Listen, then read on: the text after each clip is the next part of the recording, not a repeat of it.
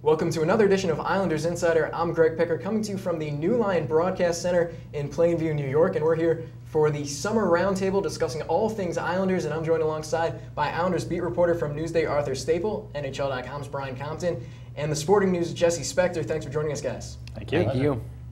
Now, this is part one where we'll discuss all the offseason moves made by the Islanders and everything you need to know for the upcoming season. Make sure to check out part two, in which we'll discuss all things involving the collective bargaining agreement and the impending NHL lockout. But let's get started with the acquisitions from this past offseason. And first, at the draft in June, the Islanders traded a 2013 second-round pick for Lubomir Vishnevsky. Now, assuming Lubomir does play for the team this year, we don't know, involving his possible no-trade clause. We'll get to that in a minute, though. But assuming he does play for the team this year, how do you guys see him fitting in on the blue line? They want to see him play some top 4 minutes. Maybe he's not, he's 35 years old. He's not maybe what he once was, in terms of his age and his experience. But they want to see him play that first unit on the power play, perhaps with Mark Streit.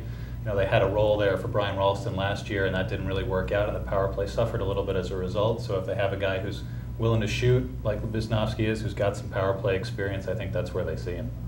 Brian? Yeah, this is a guy who was one of the top offensive defensemen in the league a couple of years back, and I think what it does more than anything else, Greg, is that it alleviates pressure off guys like Streit and especially Andrew McDonald, who's probably has to do a little bit more than what he's capable of. So as long as he's here and can contribute offensively, it's a great move for the Islanders. And Jesse, your thoughts? I think that another thing that Vishnevsky brings to the table is that veteran experience, being a 35-year-old guy with what's overall a pretty young team still, and maybe shedding some of his experience, helping to shed some light on how to operate in the NHL for some of these guys. I think that can be a big help.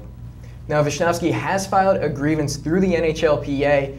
Now, it involves his possible no-trade clause. Arthur, can you give us some details on that? Well, they haven't even set an arbitration date yet, Greg, so it's still a little bit up in the air, and I think perhaps if there weren't CBA talks going on right now, a little bit more wiggle room, but it's kind of up in the air right now. Now, Vishnevsky thinks that his no-trade clause should be in place. Why do the Ducks think that it shouldn't be? Well, it's a little complicated. When he was traded from Edmonton to Anaheim back a few years. Just for his rookie year. Now, Reinhart did win the WHL championship with the Edmonton Oil Kings before losing in the Memorial Cup to Kirill Kavanov's Shawinigan team. Now, let's talk about some players who played for Bridgeport last year. Who do you see possibly making a push in training camp for a roster spot next year? Like Brian said, I think that trio defenseman. With a younger team, mentally and psychologically, that can build up on you, and I think that the Islanders, if they can avoid that, they might be in a decent position to be in that mix come playoff time. All right, thanks for joining us on part one of this Islanders Insider Roundtable. Make sure to check out part two, in which we'll discuss everything involving the collective bargaining agreement and the impending lockout.